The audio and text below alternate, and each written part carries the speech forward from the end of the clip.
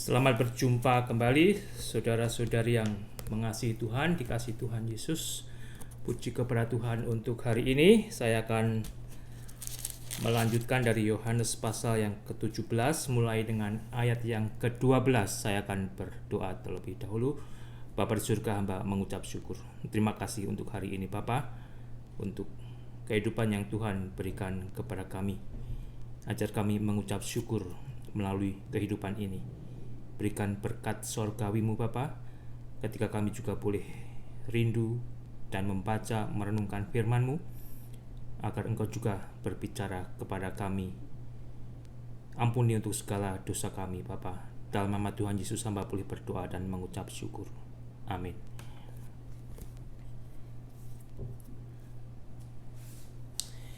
Yohanes pasal yang ke-17, saudara, saya akan memulai dengan ayat yang ke-12.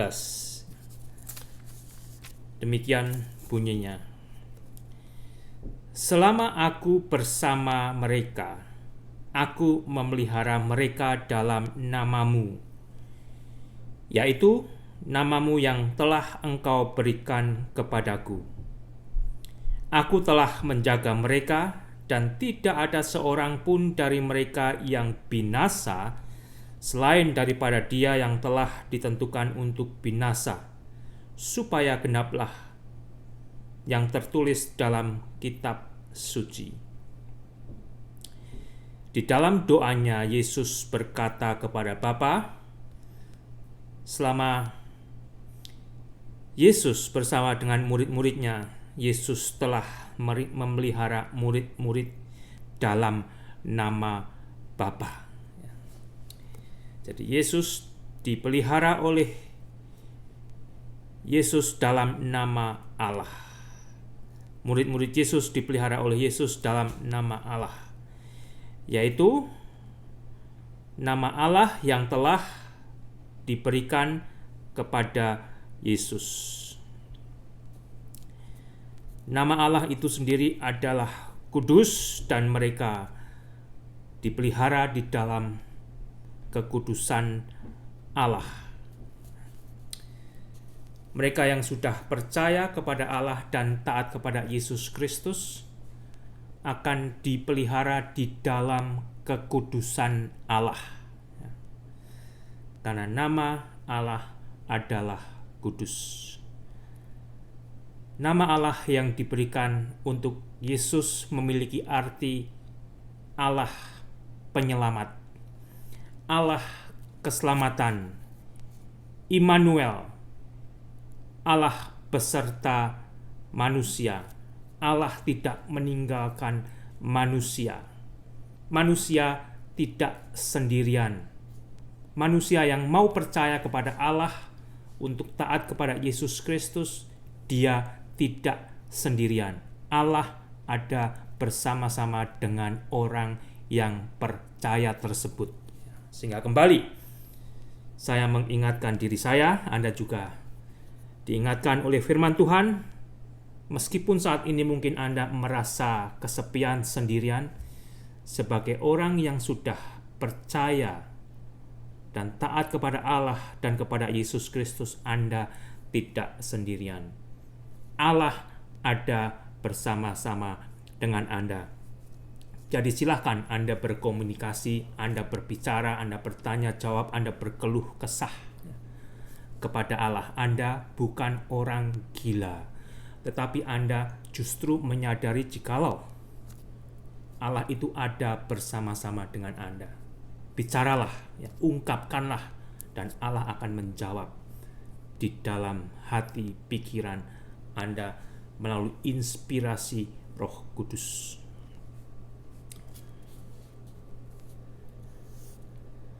Sehingga kembali saya dan saudara, murid-murid Yesus, akan dipelihara di dalam kekudusan. Kecuali siapa? Saat itu Yudas.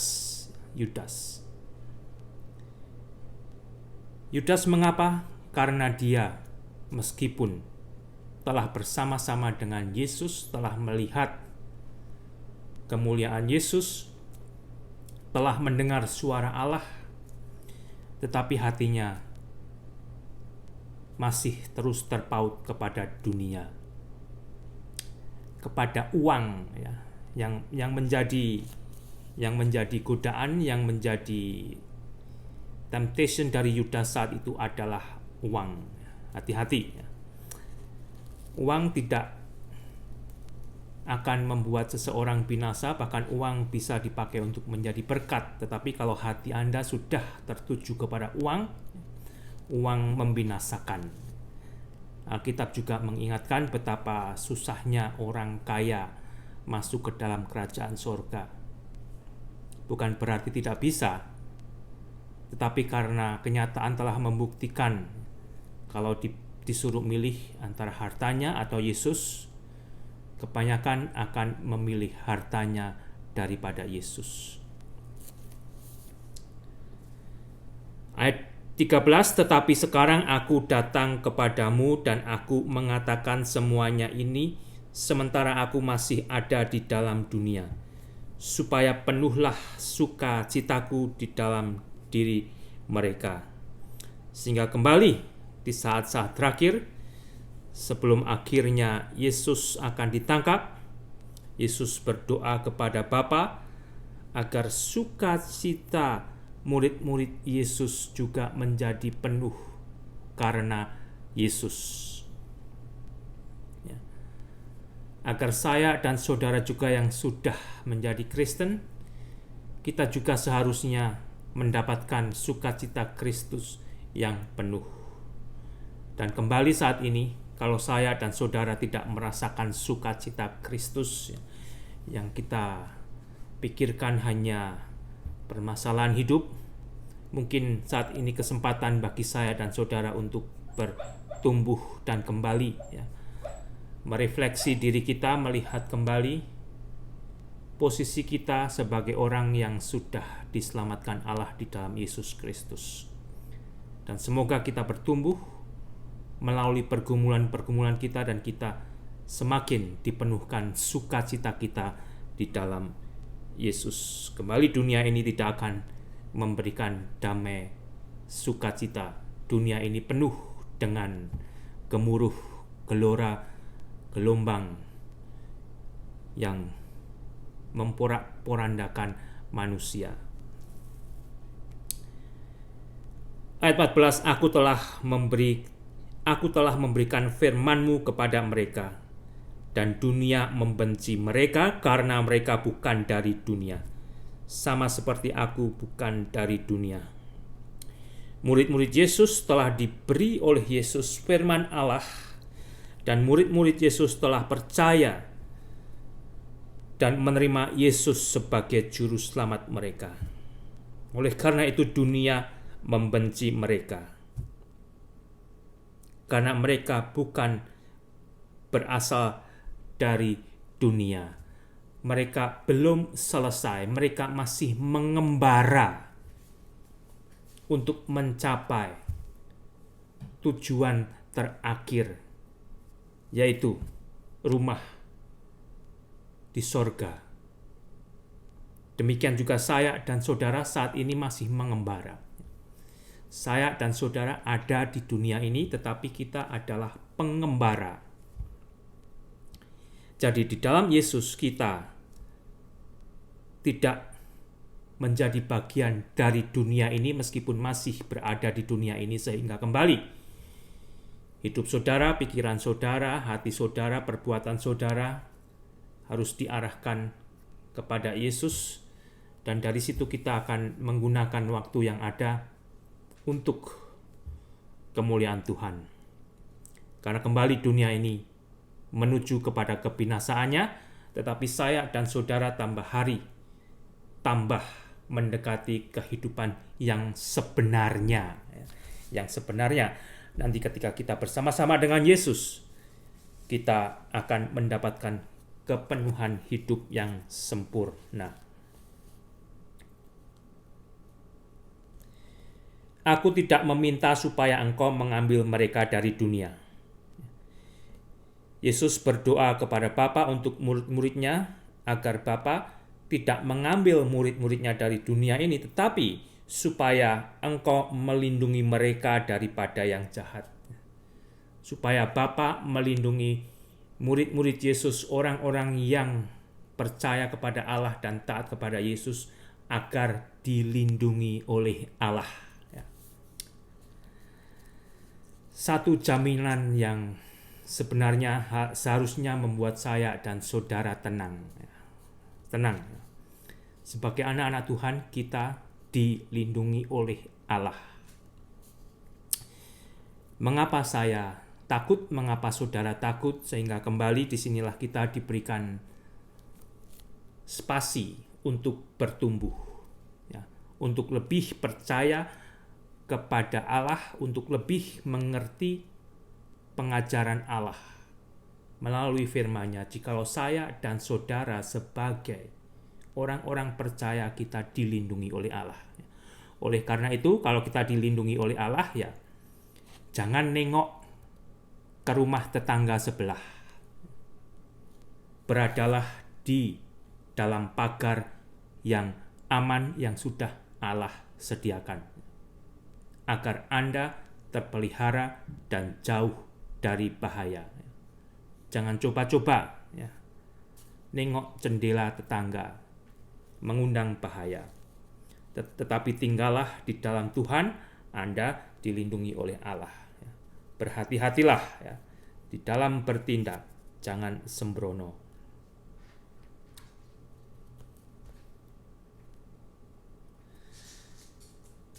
Ayat 16, mereka bukan dari dunia, sama seperti aku bukan dari dunia. Yesus dari sorga turun ke dunia dan akan kembali ke sorga. Manusia diciptakan oleh Allah. Manusia telah memilih untuk mentaati dusta iblis daripada taat kepada firman Allah. Dan manusia telah tersesat. Tetapi kembali Allah telah mengasihi manusia dan memberikan Yesus Kristus untuk menebus dosa manusia, agar manusia mendapatkan jalan untuk kembali dibenarkan oleh Allah dan memiliki persekutuan dengan Allah secara pribadi. Di dalam Yesus, Anda sudah kembali ditemukan oleh Allah, dan Anda mau untuk ditemukan Allah, untuk kembali direstorasi persekutuan Anda dengan Allah di dalam Yesus Kristus. Sehingga saya dan saudara, kita memiliki destinasi akhir, yaitu untuk bersama-sama dengan Yesus. Mereka bukan dari dunia, sama seperti aku bukan dari dunia. Yesus sudah kembali ke surga, dan kita akan pada saatnya bersama-sama dengan Yesus di mana Yesus berada. Ayat 17, kuduskanlah mereka dalam kebenaran. Firman-Mu adalah kebenaran. Yesus berdoa kepada Bapa agar murid-murid dikuduskan dalam kebenaran. Saya dan saudara di dalam Yesus, kita dikuduskan dalam kebenaran. Di dalam Yesus kita dibenarkan Allah. Dan kita tidak lagi hidup di dalam dosa atau kegelapan. Itu kembali nanti akan menjadi ciri-ciri saya dan saudara. Ya, tentunya kembali kita tidak langsung menjadi sempurna, tetapi kita akan memiliki progres bagaimana Allah menyempurnakan kita dari hari ke hari melalui firman yang akan membenarkan saya dan saudara, yang akan mengoreksi kita, ya, yang akan mengoreksi kita. Di dalam 2 Timotius pasal 3 ayat 16, saya akan membaca dari 2 Timotius 3 ayat 16, demikian bunyinya, saudara. Segala tulisan yang diilhamkan Allah, yaitu Alkitab, memang bermanfaat untuk mengajar, untuk menyatakan kesalahan, untuk memperbaiki kelakuan, dan untuk mendidik orang dalam kebenaran. Tidak semua orang Kristen suka baca Alkitab, betul tidak? Ya, Anda yang mendengar saat ini suka baca Alkitab tidak? Ya. untuk mendengarkan khotbah saja itu tidak cukup, saudara. Sebetulnya Alkitab ini justru disinilah kemurnian Anda mendapat kebenaran. Kadang melalui khotbah itu sendiri tergantung pengkhotbahnya.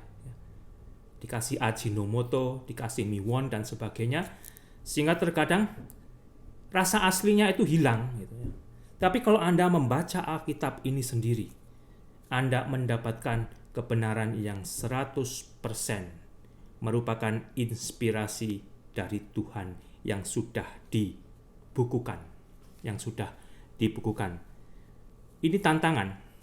Ini tantangan bagi Anda yang kalau mau buka Alkitab itu sudah ngantuk ya.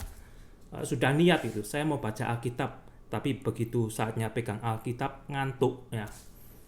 Atau saatnya buka Alkitab, buka HP, buka sosial media dan lain-lain, jadi nggak jadi lagi. Itu tantangan, saudara, karena sebagai manusia kita sudah ditrain oleh dunia ini dengan hal-hal duniawi.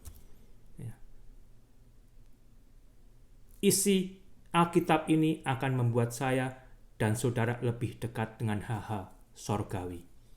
Jadi Anda perlu dilatih. Anda perlu melatih diri, Anda perlu minta kepada Tuhan agar Roh Kudus menolong Anda, agar Anda berhasil untuk tiap hari menekuni membaca firman kebenaran. Jangan kira baca Alkitab itu mudah, enggak. Baca Alkitab itu tidak sepele, karena isinya adalah hal-hal yang sorgawi, hal-hal yang akan membenarkan manusia, hal-hal yang akan merubah kehidupan manusia untuk dikuduskan oleh Allah melalui ketaatan si pembaca tersebut. Kuduskanlah mereka dalam kebenaran, firman-Mu adalah kebenaran. Ini adalah klaim, ini adalah pernyataan yang ada di dalam Alkitab ini. Yohanes 17 ayat 17 ya. 17 menyatakan jikalau firman Allah adalah kebenaran. Anda mau mencari kebenaran, inilah kebenaran firman Allah. Sama seperti Engkau telah mengutus aku ke dalam dunia, demikian pula aku telah mengutus mereka ke dalam dunia. Yesus mengutus murid-muridnya ke dalam dunia untuk apa, saudara? Sama. Melanjutkan misi Yesus. Memberitakan kasih Allah di dalam Yesus. Menyaksikan apa yang telah mereka alami di dalam Yesus. Disinilah sebetulnya kembali saya dan saudara dipanggil untuk berbuah. Buah dari pengalaman pribadi dengan Yesus. Adakah saya dan saudara memiliki pengalaman pribadi dengan Juru Selamat kita? Sehingga orang luar, tetangga kita, keluarga kita melihat hidup yang menghasilkan buah dari pengalaman pribadi dengan Yesus. Jangan-jangan Anda tidak punya pengalaman hidup secara pribadi dengan Yesus. Piala ini mengingatkan Anda.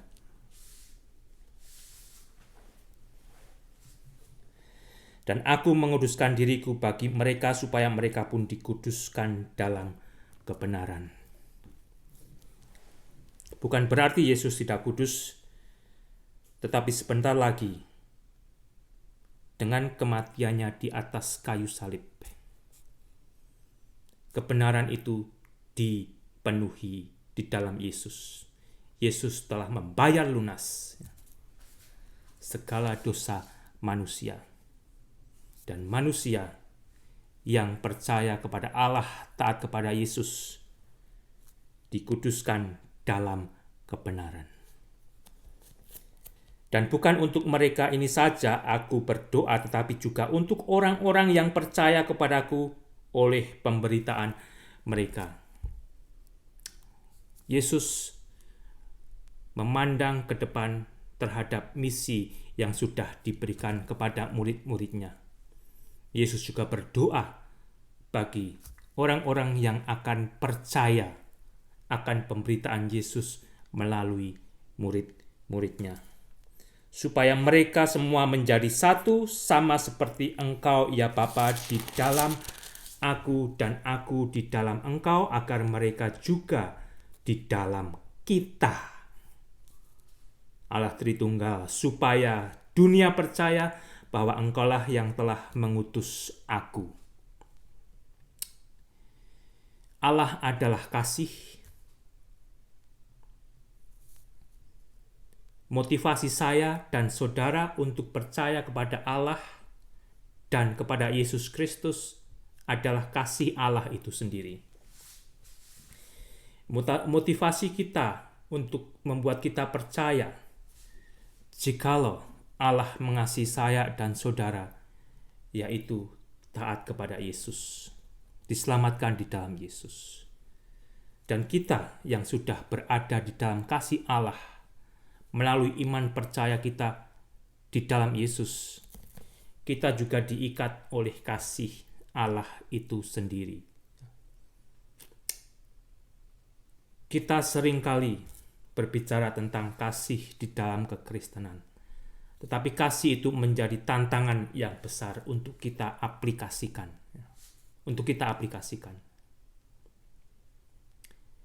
Dan dengan jelas Tuhan Yesus juga mengajar kasih itu menjadi ciri bagi saya dan bagi saudara, bagi setiap orang Kristen, jika kita adalah anak-anak Allah. Tetapi bagaimana sebagian dari saya dan saudara orang Kristen, bahkan hamba Tuhan, tidak mempromosikan kasih juga, justru malah mempromosikan yang sebaliknya. Inilah saudara, temukanlah ya, kebenaran itu ada di dalam Alkitab ini, bukan di dalam perkataan saya, bukan di dalam khotbah pastor, pendeta, dan manusia. Yang tidak sesuai dengan Alkitab, ya itu bukan sebagai penyalur kebenaran. Dan aku telah memberikan kepada mereka kemuliaan yang Engkau berikan kepadaku, supaya mereka menjadi satu sama seperti kita adalah satu. Allah Bapa, Allah Anak, dan Allah Roh Kudus. 3 tapi 1. Allah Tritunggal. Allah yang kita sembah, Allah yang telah tinggal di dalam diri setiap orang percaya. Allah Tritunggal itu ada bersama-sama dengan Anda yang sudah di dalam Yesus Kristus. Sehingga kembali biarlah itu juga menandakan jikalau Allah Tritunggal itu ada bersama-sama dengan kita, Allah Tritunggal itu membentuk kita, membereskan kita, membenarkan kita. Ayat 23, aku di dalam mereka dan engkau di dalam aku, supaya mereka sempurna menjadi satu, agar dunia tahu bahwa engkau telah mengutus aku dan bahwa engkau mengasihi mereka sama seperti engkau mengasihi aku. Sehingga kembali kita diikat oleh kasih. Di dalam Allah ada kasih. Kasih itu telah ada sejak semula. Dan kalau Anda ingin mengenal kasih yang telah ada sejak semula, itu ada di dalam Alkitab ini. Bukan tidak seperti pengajaran kasih menurut standar ukuran manusia. Sehingga di dalam Allah yang adalah kasih tidak ada perbedaan. Tidak ada perbedaan. Kita diikat oleh kasih Yesus yang sudah dicurahkan kepada manusia. Tidak putih, tidak hitam, tidak kuning, tidak hijau, tidak merah. Tidak yang kaya, tidak yang miskin. Di dalam Yesus kita dikembalikan menjadi satu seperti semula. Tidak ada pemisah, meskipun di di dalam daging kita, di dalam daging Anda sebagai orang Kristen, masih inginnya memisahkan diri. Karena merasa lebih kaya, merasa lebih berpendidikan, warna kulitnya berbeda, dan sebagainya. Oleh karena itu kembali, inilah firman kebenaran yang akan mendidik saya, yang akan mendidik saudara agar kita menjadi satu di dalam Yesus. Ya Bapa, aku mau supaya dimanapun aku berada, mereka juga ada bersama-sama dengan aku, mereka yang telah Engkau berikan kepadaku, agar mereka memandang kemuliaanku yang telah Engkau berikan kepadaku, sebab Engkau telah mengasihi aku sebelum dunia dijadikan. Sehingga kasih itu telah ada sejak semula, dan kasih itu adalah Allah Tritunggal. Dan saya dan saudara di dalam kasih, kita disertai oleh Allah. Dan perjalanan saya dan saudara sebagai orang-orang Kristen, agar kita juga berjalan bersama Yesus. Agar mereka memandang kemuliaanku, agar saya dan saudara memandang kemuliaan Yesus yang telah Bapa berikan kepada Yesus. Yesus dimuliakan oleh Bapa karena kasih Yesus kepada Bapa di dalam ketaatan Yesus kepada Bapa.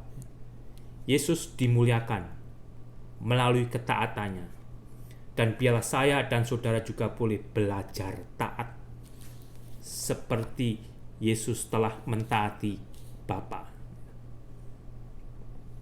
Ketaatan Yesus melalui banyak sekali tantangan dan rintangan. Bahkan ketaatan Yesus harus menyerahkan hidupnya untuk mati di atas kayu salib. Sebelumnya harus dianiaya dulu, harus dicaci maki, tidak dianggap sebagai manusia, lebih-lebih tidak diterima sebagai Allah. Jadi biarlah kita, saudara, masing-masing belajar dari Yesus yang telah turun dari sorga untuk merendahkan dirinya di dalam dunia, mati di atas kayu salib bagi dosa manusia untuk mengasihi saya dan saudara. Ya Bapa yang adil, ya Bapa yang adil, memang dunia tidak mengenal Engkau, tetapi aku mengenal Engkau, dan mereka ini tahu bahwa Engkaulah yang telah mengutus aku. Seringkali kita mempunyai argumentasi, ya. Bahkan kita mencoba berargumentasi dengan Tuhan. Ya. Bagaimana dengan ini nanti? Ini orang itu belum pernah mendengar nama Yesus. Ya, mosok Allah mau membuang mereka ke neraka, dan argumentasi yang lainnya lah. Dengan hal-hal yang saya dan saudara tidak jelas, kita bisa berpegang kepada kejelasan. Jikalau Allah itu adil. Allah itu adil. Allah tidak akan memihak. Tidak karena engkau cantik, ganteng, kaya, dan sebagainya. Tidak. Allah itu adil. Yang kaya, yang ganteng, yang cantik, kalau mereka salah, ya akan dihukum. Sama, saudara. Di dalam hal-hal yang kita tidak tahu, ketahuilah bahwa Allah itu adil. Memang dunia tidak mengenal Engkau, tetapi aku mengenal Engkau, dan mereka ini tahu bahwa Engkau telah mengutus aku. Hanya mereka sebenarnya yang nantinya taat kepada Allah dan percaya kepada Yesus yang benar-benar tahu tentang firman Allah. Karena akhirnya mau taat dan percaya kepada Yesus yang diutus Allah sendiri untuk membenarkan manusia. Dan aku telah memberitahukan namamu kepada mereka, dan aku akan memberitahukannya supaya kasih yang engkau berikan kepadaku ada di dalam mereka, dan aku ada di dalam mereka.